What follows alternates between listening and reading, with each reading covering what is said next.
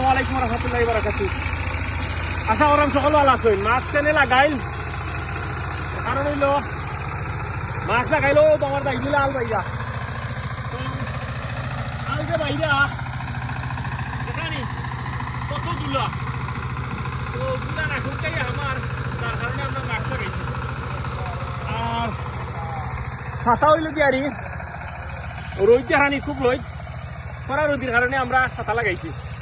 এটা হলো মসজিদের ওয়াল, ওদেরকে আমরা মসজিদের মিনারা, ওদেরকে আমরা প্রচুর জমিনি কেন আমরা চা দিলাম, প্রায় 2 কিয়ারের মতন জমি চা দিলাম।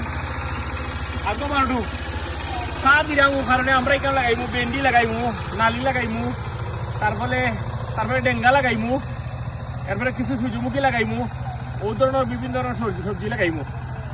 আর যার কারণে আজকেও দুঃখ আমরা রাস্তার সাইডে ওয়ালের সাইডে যে আগাছা পরিষ্কার করলাম।